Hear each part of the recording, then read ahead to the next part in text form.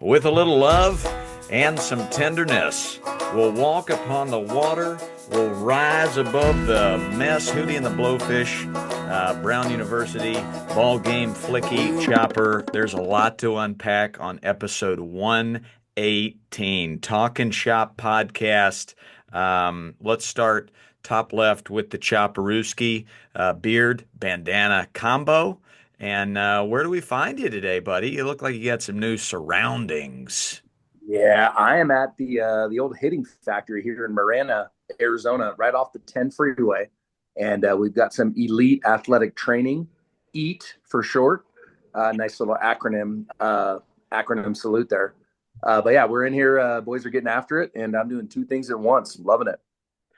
Trying to think of an acronym salute. If you're watching on the YouTube, I don't have it yet. The acronym salute. We're still working on that. We've come up with the vulnerability salute, and I got a Travis Barker salute this weekend, and I'll tell you why in just a smidge. But overalls, beard, repping the war stick as we do. Coach Flicky in Seattle, Washington. How goes it, brother? I only want to be with Oh my you. gosh. I mean, Love it goes language. great. Sun's shining. Thank you, Warstick, for the hat.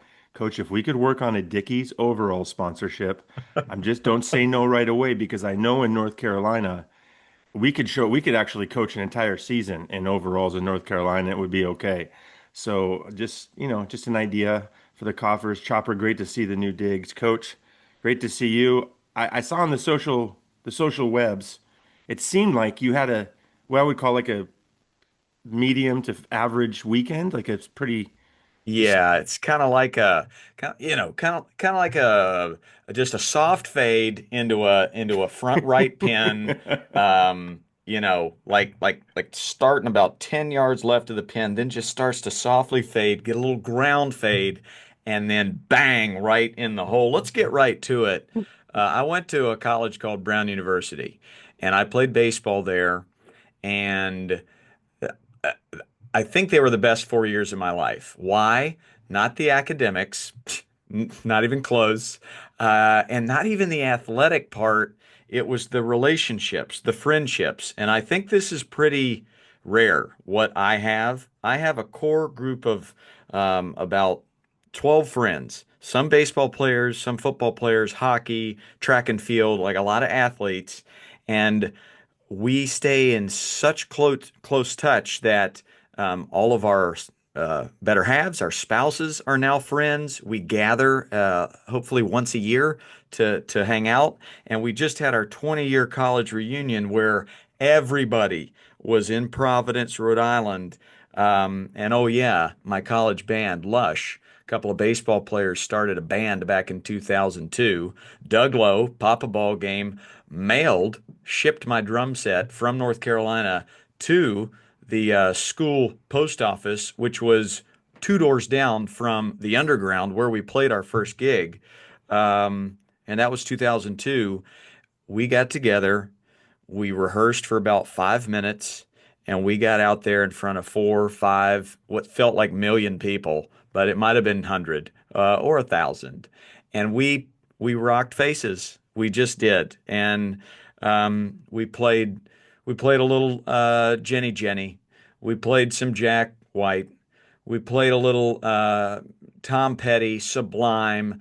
I sang some Hootie, and it was just the best to see all these faces that I'd spent 4 years in college creating memories with, just smiling. Nobody had phones.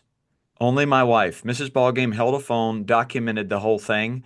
Everybody else, it was like the Masters tournament. Present, wishing we were all 21 years old again. And Springer, our mutual friend, goes down, crowd surfs, and sang Blister in the Sun. Got real quiet, kind of a twist and shout vibe. Then brought everybody back up. Cam Mitchell was nailing it on the lead guitar. But yeah, if you missed it, go check out my social feed. But that was the band Lush getting after it on the quad. We brought our green hats. It was great. Coach, Um, I have a yeah, question. please. The betting public wants to know there was an over under wager that Vegas took as to at what time did any article of your clothing come off, and we'll go Yeah, by article of clothing because the different articles at different times, which yeah. was the over under at which they were coming off. Well, So it's brown. There's an artistic medium at Brown yeah, U yeah, where um, fertile ground for personal expression. and there was a day back in '02 where my dad, who I look up to, would say, "There's only one way to play the drums, son, and that's shirtless." And so I'm just heeding advice from Papa Ballgame, So do and we have an that. actual time of evening? What was the time So at which the first of shirt came all, off? set started 12:30 a.m. Like we closed out the night. So a bunch of 42-year-old fathers of two and three got out there.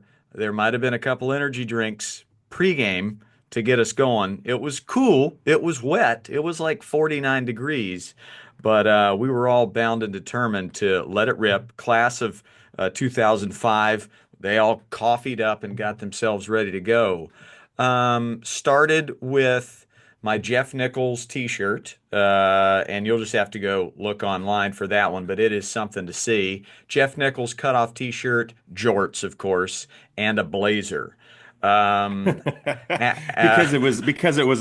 Because you were in an Ivy League institution, you got to start right. with a blazer. You got to start. You got to start. Well, that was Tara Jean. Tara Jean's like, you can't just bring in Mariano Rivera in the first inning. You got to start slow. Well, let's go pet it, and then let's go. Oh gosh, I don't know. What do we go for seventh inning stretch? We took blazer off, kept shirt and jean shorts on. Um, but the rest of the band also started derobing. There were sequin pants. There was a lot going on, but we would derobe like every song. And then by the end, Cam Mitchell looks at me and goes, What's that shirt doing?" Well, why is that thing still on there, buddy? I mean, this is a tradition unlike any other. So had to pop the Jeff Nichols off, So and that's at this point we're what, we're, 2:14 a.m. no, we only had a 35-minute set. So no, I would say 104. We went Yes. jorts and dress socks Yes. only. So did you win the parlay? I did. I parlayed you. I had you after 1 a.m. I was like, look, he's a professional. He's a father. He's not going early. He's going to make you wait for it. He's going to bring you along. And just when he's got just when all the buddies and the wives are really feeling it, he's pulled you all the way in. Boom. He's Yeah, going to go to the chest of steel. So I'm best so glad. Thank you. best part, we're rocking All the Small Things by Blink 182.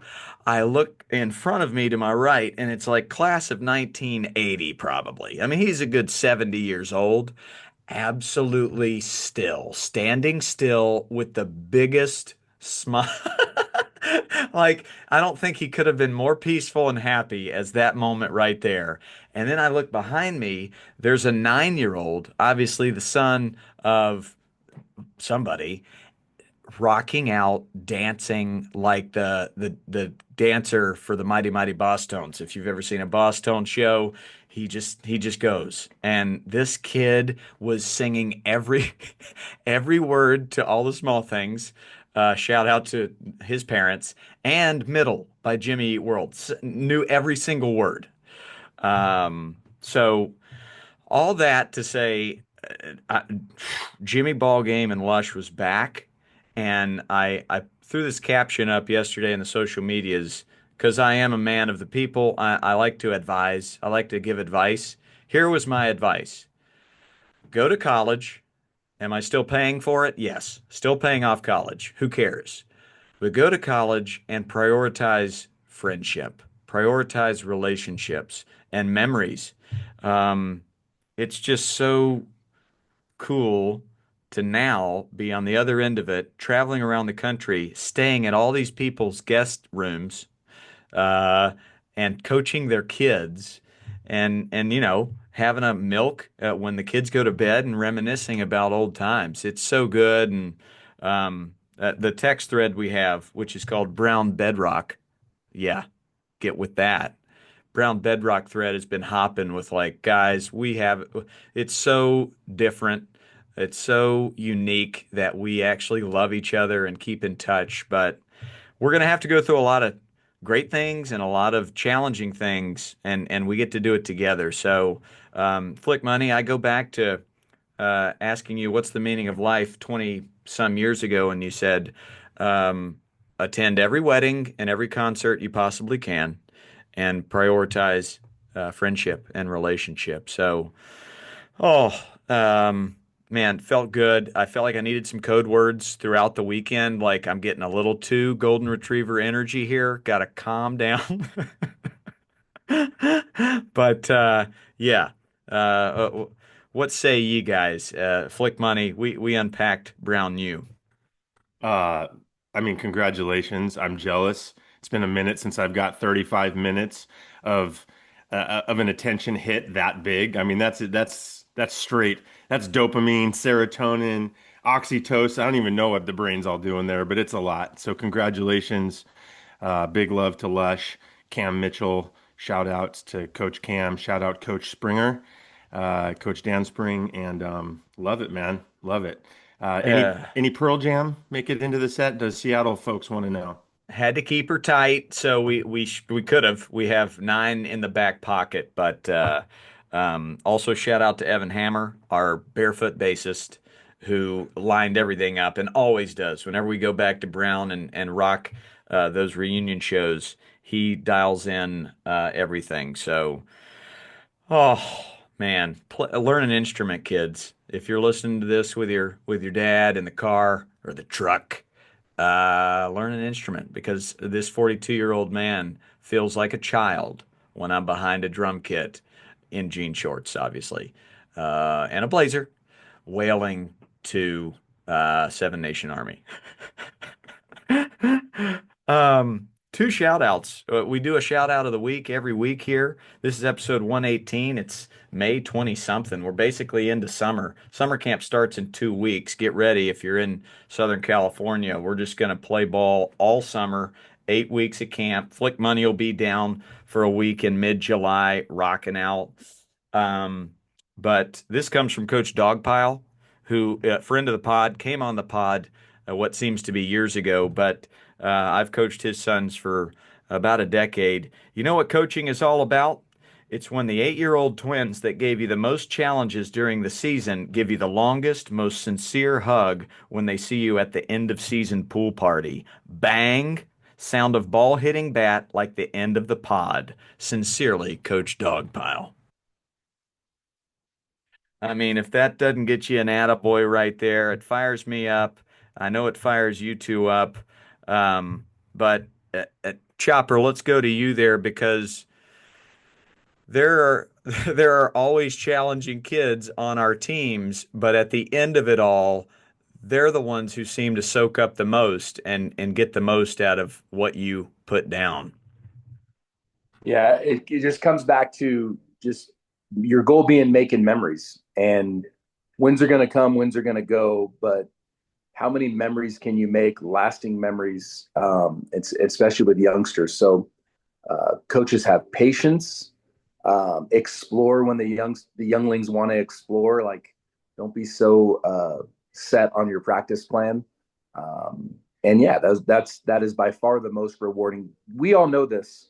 Some of our parents and coaches don't know this yet, but you don't remember the games. You don't remember if you won or lost a league championship. You remember the hug at the end of the season. You remember letting a kid expand upon what he's seeing or thinking. And so those are the lasting memories that'll never go away. So coaches prioritize making memories and friendships, just like Ballgame did at Brown. Bang. I believe we have an explore the space salute right here. You know, throw those binoculars on. Going to use that. Explore the space. Um, Flick Money, I'll let you respond to this next shout out from a coach in Virginia. Avid listener of the pod, and my heart for building athletes through deep relationships and joy aligns with the great work you do on this podcast. few weeks ago, I was working on our soccer fields and listened to episode 81, Love Through Failure. The themes and stories from that episode resonated with me and helped articulate a lot of the things I had been feeling as a coach. Each year, I tell my athletes that I love them deeply no matter the outcome of a game. As our soccer team was nearing the end of the season, our team was playing some of our best soccer, and expectations on outcomes were starting to be felt. I spoke with the team before practice and used the phrasing that as a coach, I'm committed to loving them through the failure and that their teammates would love them as well. Now, here's the switch. That night, I woke up with my mind racing. The phrasing loving through failure didn't sit well with me. Is there really failure in sports, or are they just opportunities to learn? Hashtag Hunter Pence episode way back when, where he talks about winning and learning. As our team was moving towards the playoffs and a potential state championship, I didn't want the word failure in their mind or vocabulary. Um, I Next day of practice, opened with a little bit of reframing and gave many examples of how loving through learning would be the heartbeat of our team during the last weeks of our season. Monday, during the pregame huddle before our state championship game, we looked at each other in the eyes, uncomfortable eye contact, committed to loving each other through the learning that would happen in the game, and no matter the outcome, that love, which binds us together, will carry us through. After 80 hard-fought minutes, our girls lost 17 to nothing. Just kidding, they won, lifting the state championship plaque in front of their family and friends. The win was the culmination of a season focused on being the best version of ourselves each day. I share this story as a thank you. Thank you for using your platform to promote and embody a countercultural mindset for athletics. Kids need more opportunities to be loved, more opportunities to learn, more opportunities to do great things with their friends. That's a byproduct of this podcast right here. Flick Money, your thoughts. Well, it makes my heart swell up like a melon is my thoughts, but I'm actually going to go backhand flip to Chopper because I wasn't on episode 81 and I'm riding I came in on the shoulders of the work you guys laid down. That was your episode. I would love to hear Chopper. How does that sit with you? Hearing that specific episode had that kind of an impact. I mean, I love it. It's just the lens. And so if you're teaching kids, like, guess what? Spoiler alert, mistakes are going to happen. We can't wait to see how you respond. And our love for you is detached from the result. And then you can free them up to play free. Does it guarantee a win? No, it doesn't. But it certainly does guarantee a championship run. And so I love that. The perfect example is here with the high school boys this year. I mean, they made it to the semifinals, and in Final Four, a team that went 10 and 17 a year before, all it was a culture shift, and they won 25 games. I mean, it's a 15 game bump in the win column by not focusing on the win, by focusing on love through learning, by focusing on a response and a closeness, a program rooted in love and respect. And so I'm super proud of this story because this is our mantra. If people don't learn anything else, make memories, make friendships, and just be rooted in love and respect and kindness, and just create that vibe of like it really doesn't matter what happens to us as long as we stay together with love. The sky's the limit. Does it guarantee a win? No, but it guarantees love and respect, and I'm not sure there's anything more important. Just a scholar salute for this coach who went above and beyond. The title of the podcast was Embrace Through Failure and Love Through Failure. He's like, you know what? I don't love that last word. I don't want that negativity within the brain. So just a double down salute. Double down salute for you for going, you know what, I can go even further and really Hunter Pence this thing up. You win, you learn. If there's a fear of failure by any stretch, then or even just that thought, that negative thought in the brain of I might fail here. There's no freedom, and you want to create a culture of freedom. Flick. The one thing I would like to point out, Coach, that you're alluding to is the fact that he wakes up in the middle of the night, mind racing. This is telling not only how connected you are as a coach, but also he's tapping into this power. I heard this incredible Bruce Lee interview one time, the master martial artist, who said, was talking about how powerful our words are, even the words that we say to ourselves in our mind that no one else hears, that every word has power. It's a thought form. It actually has a structure in the brain of what it lights up and what it elicits. And he said, words cast spells. That's why we call it spelling. And it literally blew my mind. I was like, but the genius of turning that, taking the, it's not that the concept is the same. We're going to love you through mistakes and failures. But the idea that, but the word I want to actually attach to that is learning to cast a different spell. I mean, that's just brilliant next level meta coaching. So for all you young coaches, younger coaches, learning coaches, and those of us who've been doing it a long time, the reminder is powerful that our words carry a lot of power.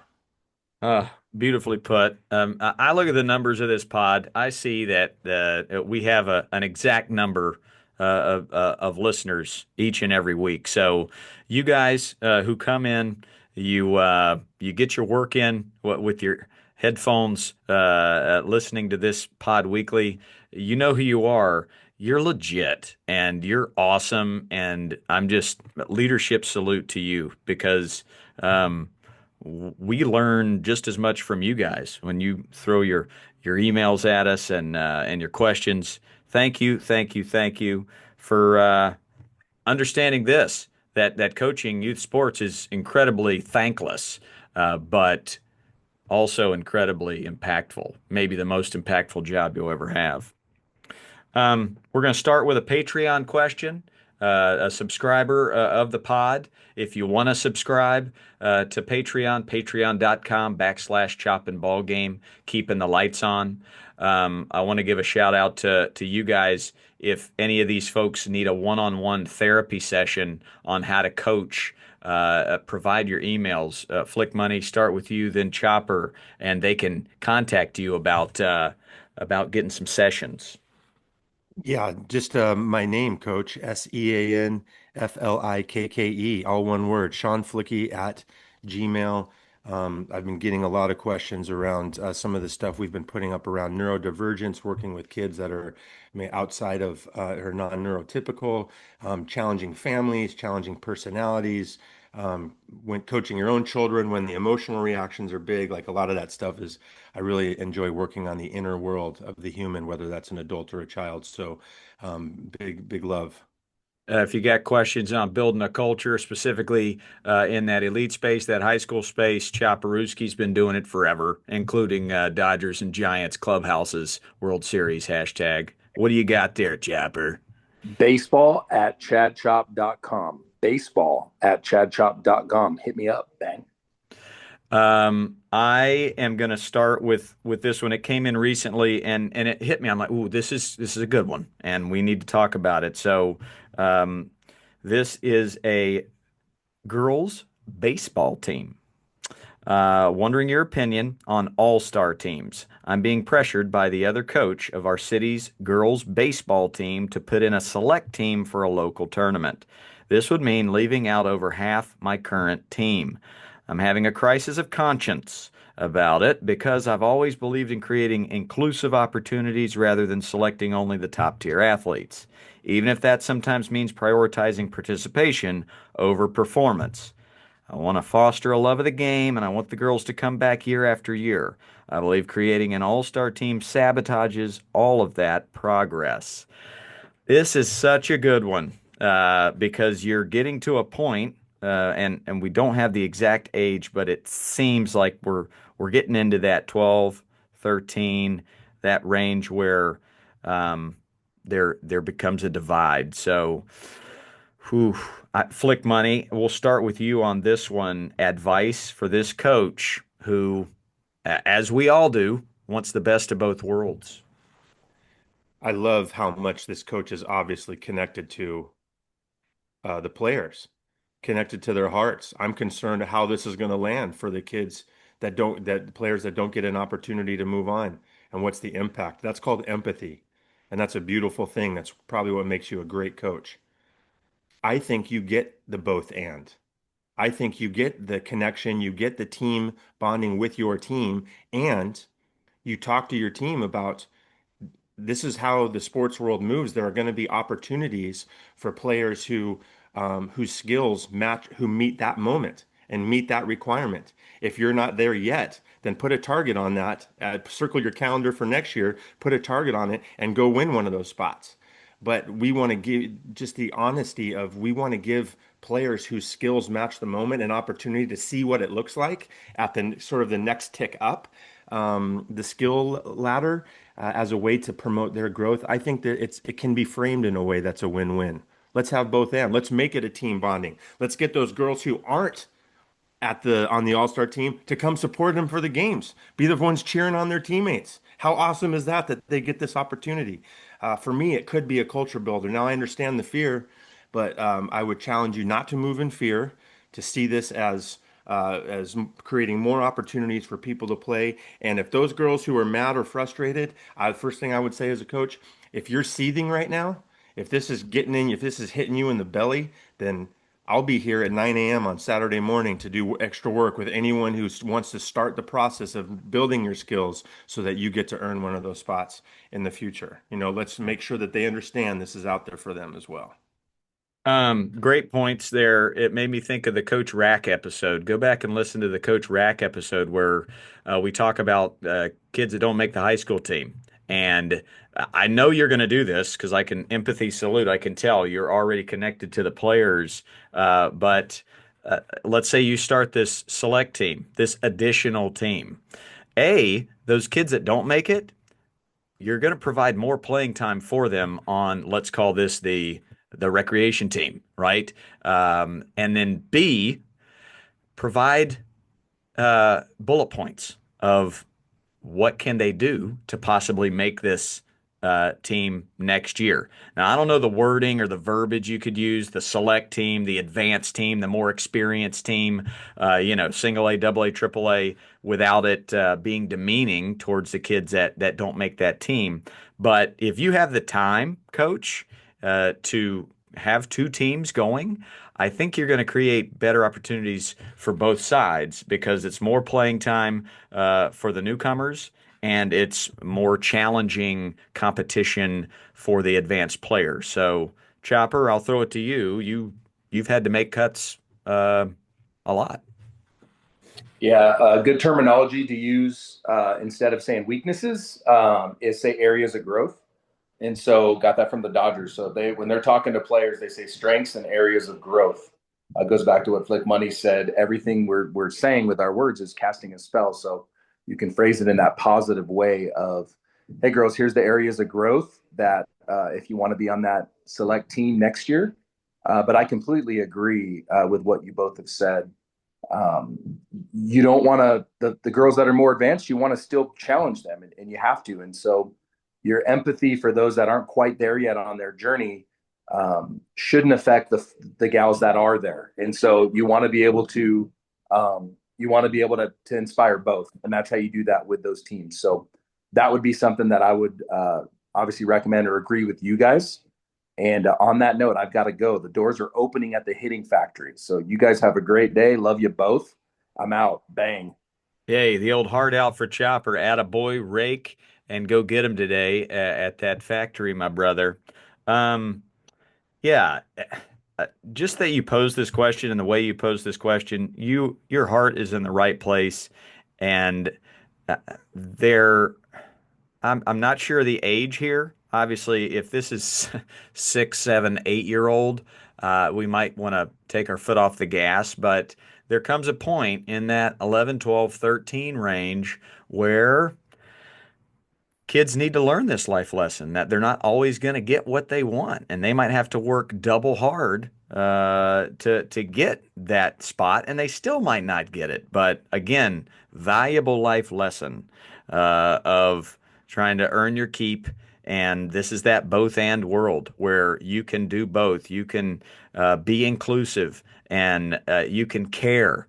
And at the same time, you can let them know life's not always fair, but there's a batting tee in your backyard, and it's waiting on you. Flick Money, anything to close that one up? Yeah, it's similar to parenting, you know. Uh, I don't wish for my kids to get everything they want. I wish for them to get everything they need. And we all need a mountain to climb sometimes. Michael Jordan needed to be cut off that his varsity basketball team as a sophomore so that he would dedicate himself at a different level that summer. And when he showed up as a junior, it was like a whole different world. And that's an elite story, but that's happened. That's true for so many athletes at all levels over and over and over again that it's presenting us with challenges. So try to frame it as an opportunity, and I hope every player on your team gets exactly what they need out of this situation. Well done there, Coach. Question two from a listener: how to teach the drop third strike rule in a fun way for my 12U team? Well, this brings in stations at practice where if you can split the kids up into stations, let's say you got 15 kids on your team. Maybe you got five in right field working on throwing catch or pitching. Maybe you got five in the batting cage working on opposite field smoke jobs. And then you've got five doing this drill where I would gamify it for sure. You're trying to teach a kid who swings and misses at strike three. Wait a second, this is a new rule. You can actually get to first base.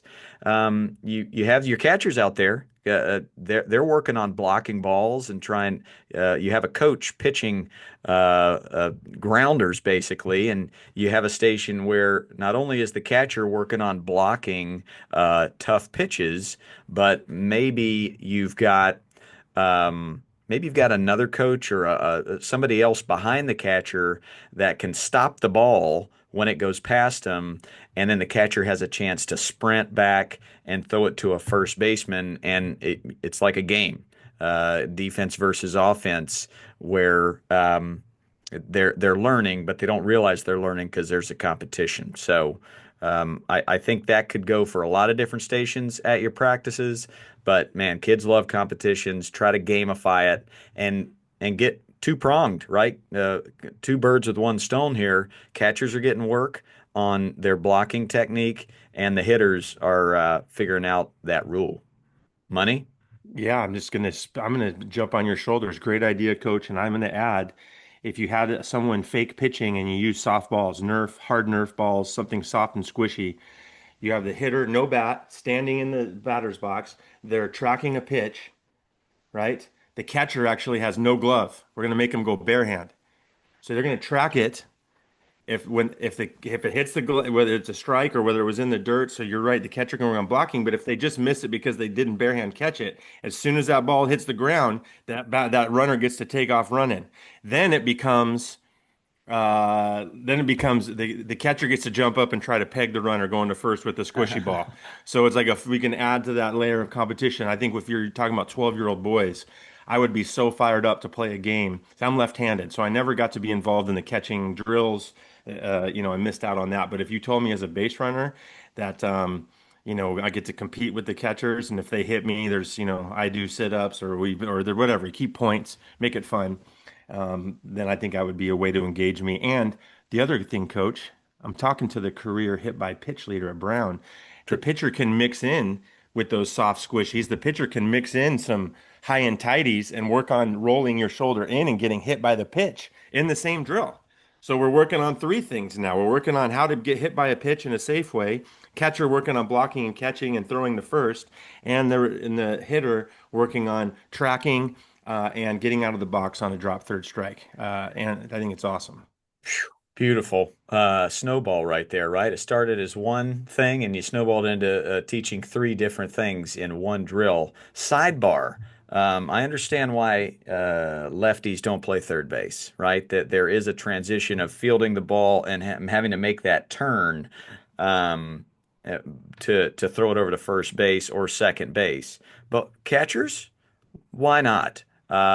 What's the reasoning behind right-handed catchers having do they have an advantage, coach? Um, yeah, just by the math says they do because you have more right-handed hitters than you do left-handed hitters on Earth. And so therefore a right-handed throwing catcher is not going to be throwing into the helmet of a left-handed hitter as often. So that's to second. To third, a lefty has to get their shoulders turned around. It's a harder throw to third on a steal of third. And unfortunately, the advantage we gain as a lefty throwing to first, because our shoulders are already turned that way, is only beneficial on pickoffs, which is a marginal addition. So it's sort of a you kind of have two negatives and one small positive. And I think, and in general, I won't speak for Chopper, but I know myself being a left-hander, we do see the world a little bit differently. And I think the catcher mentality tends to fit a little bit more of the way that a left brain dominant person might think. Good points. Well, maybe one day when there's more left-handed hitters than righties, then we might have something there. Um, Boy, do we get this type of question a lot. I actually, on my Coach Ballgame University, have created along with Coach Queso and Mrs. Ballgame, guidelines for how to deal with difficult parents. Tap into that as we keep adding to that platform. But this one is how to handle other parents on the team that live and die with every play, who yell and scream and coach from the bleachers when kids make mistakes during games. This is especially tough when they are lashing out on my own son.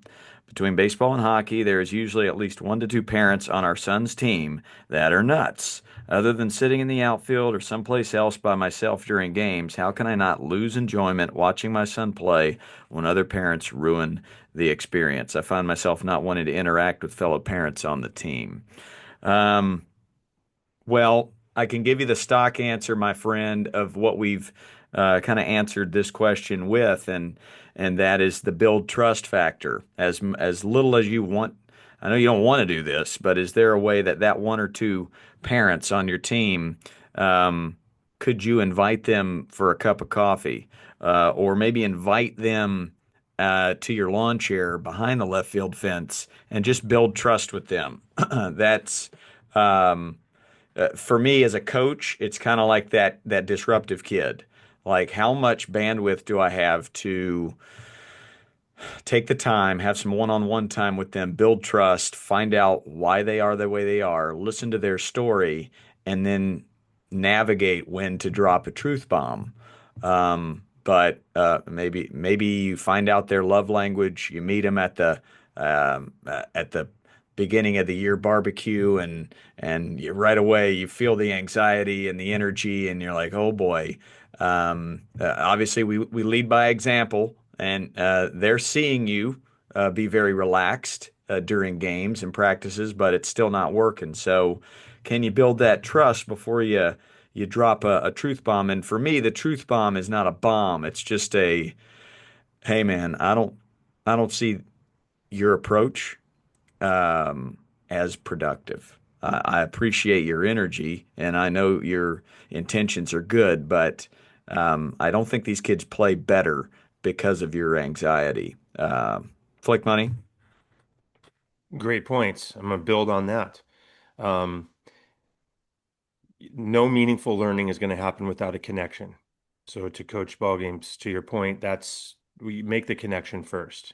Second thing is what I heard you say, acknowledge how much they care. I hear the care. I hear how much you want your child to do well, to play well, to perform well. And the third thing I heard you do really well is you detached the choice that they're making to add that kind of intense energy to the field. You separated that from their character or who they are as a person. It's just a choice that they're making to try to help. So all we want to talk about is let's do some data. Is that choice being effective? And you can just offer your insights. From my perspective, it's not effective, and here's why. I'm noticing your players a little tighter. I'm noticing the whole general energy around is impacted. And so, but I think I'm going to add to that and say, I think we need to offer a solution. We need to offer an alternative. So I love your energy. I love your passion. Here's how we could really benefit as a team from that.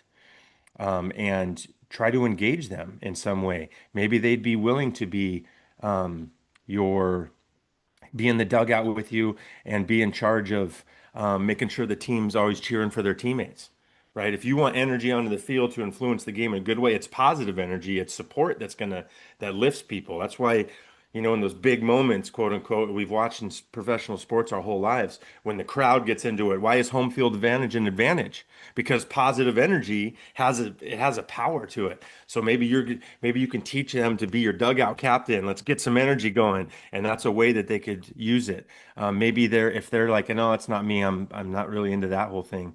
Cool. Well, would you be willing to come and help me set up early? Or would you be willing to organize this drill or find a way to engage them to say, hey, I see your gifts. We always want to use a strengths-based model. I see your strengths.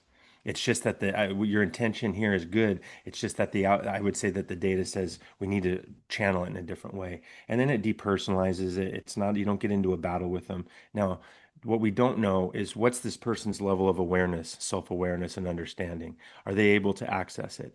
Do they get defensive when you have the conversation? So the goal is to be as absolutely chill and disarming as possible, and just really come through that door of I see your strengths, and let's find a way to use this together, um, and have the impact you want to have. So that's where I go with you, Coach. Right on, man. Right on. I love it. And I love the solution that you provide of channeling that energy in a different way and then just dangle the carrot. Hey, if you want to help us in the dugout or be our first base coach, these kids need positivity. So bring that energy, but be the most positive version of yourself when you do it. But we need your energy. When somebody uh, like that is told something good about themselves, sometimes they'll fall in line with what you challenge them with. Let's do one more, coach, and then we'll call it a day. Uh, this guy's coaching 7 and 8 year olds, and he's having a tough time with his practice plans, having a tough time fitting all he wants to get in 60 minutes. Today, first practice, we went almost 90 minutes, got through the stations of grounders, catching, throwing. All the kids were able to take some live batting, hit off the tee, and soft toss even. We had no time to get into positions or do any sort of gameplay simulation where we could actually teach the positions and what to do, where to throw, all the rules of the game. How do I figure a concise 60-minute practice that touches all the aspects? Well, first and foremost, take the playbook. Me, Coach Flicky, Coach Chop, we have recorded 4 hours of Zooms on how to create productive practices and be a great youth coach. So this is right up your alley. Coach Ballgame University is on my website. Then take the skills course because I walk through how to teach these skills in a fun way and how to run practices with these skills. But the short answer for me is you need more coaches. I think you might need 3 or 4 helpers where you can break the kids up out of the gates and you can have 4 kids at each station. One's doing base running, one's doing throw and catch, one's doing batting.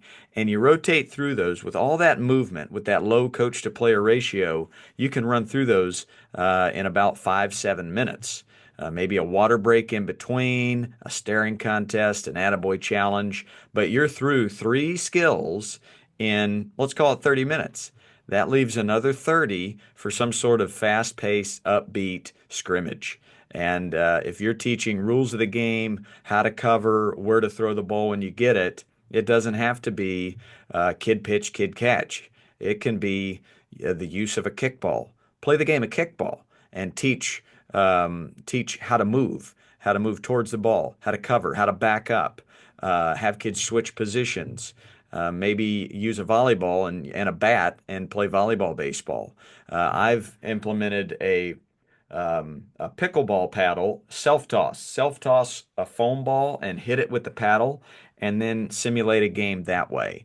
Because all you want is balls in play, kids moving and learning where to go. So I kind of love this question because organization is like my love language. So you got to prep, get there 30 minutes early and set up cones and stations and have your game field ready to go for a 6-on-6 fast-paced scrimmage. But take the playbook, take the skills course, and come watch one of my sandlots in person because we run a 144 kid practice and it moves and nobody's bored and they're learning a lot.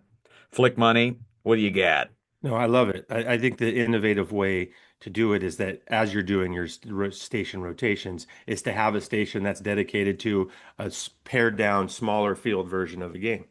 You can do it with whatever type of ball you want, but Coach Ballgame's mastery is setting up these flat cones. They're not the tall, skinny cones, they're the small, flat ones, and at the positions where the kids will play on defense. And so you can have that, they're learning it while they're playing this other fun game, whether it's kickball or volleyball, baseball.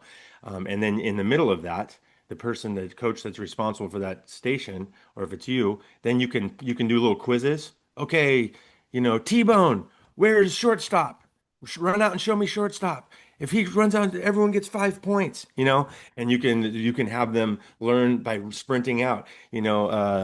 Eternal Desert Boy, where's third base? Where does a third baseman play? And have them run out and show you. And if they get an addition, their team gets an additional 5 points if they run to the right cone. And you can direct them and redirect them. So you can, in the middle of that simulated game, you can have them learning the actual physical spots where they're supposed to play on the field. So great question. Good on you, Coach. Thanks for taking on such a challenging teaching role. And I can't wait to hear back how it's going. There you go. I lied. A quick hitter from you because I know you're passionate on this one. This family's coming to my Texas sandlot in November, and they got a kid who's ambidextrous, can write with both hands, can really do everything both hands, righty and lefty. And they're wondering, what do we do? Do we hyper focus? Again, age 7. So, Coach, what do you say there? I say you've birthed a unicorn. I mean, if you have any secrets, did you guys go out that night? Was there dinner involved? Uh, Was you know, was there a concert yeah, with a guy in jean shorts? yeah. Like, Was anyone wearing jean shorts? I mean, what do we need to do? What's the right recipe? You have a unicorn. Do not halter up that unicorn. Don't tie him to a stake. Let him develop both hands. Let him play all the positions both handed. And if at some point down the road, there's a clear separation in skill level or whatever, great. But at this stage, absolutely not. I don't know if you can find one of the little gloves that flips both ways as a 7-year-old, but I know there are some pro players who literally pitch both-handed or have developed both-handed skills, and they have a glove that flips inside out. It's a special glove, could be super expensive, but no. We are not going to put the unicorn in the barn, coach. We're going to let that unicorn run free. Huh now? hey, now, I love it. I love it. I love it. Well, I hope you guys are enjoying your end of season. Could be the start of All Stars, the end of school season. Summer is right around the corner. I just want to remind you weekly as games start to mean more in the playoffs and in All Stars. Kids play better when you're not anxious. Kids play better when your joy is detached from their results, especially when these games mean more. They know it means more. They totally understand it. They get it. So stay relaxed. Do your best Doug Lowe impersonation and lawn chairs, sunflower seeds, and scorebooks. Right? Keep score, smile, and talk about anything but the game in the car rides. I'm telling you, it will prove very beneficial down the road. Flick money, leave them with something real nice here on a beautiful May 27th. For all you coaches out there working with the younger players or any players that have some big feelings come up, this one's for you. This is out of the Hootie catalog. She sits alone by a lamppost, trying to find a thought that's escaped her mind. Yes. She says, Dare's the one I love the most, but Stipe's not far behind. She never lets me in, only tells me where she's been when she's had too much Kool-Aid to Or drink. milk. I say that I don't care, I just run my hands through her dark hair and Victory. I pray to God you God, you gotta gotta. help me fly away and just let 'em cry. Bang. Bang. It doesn't get any better than this.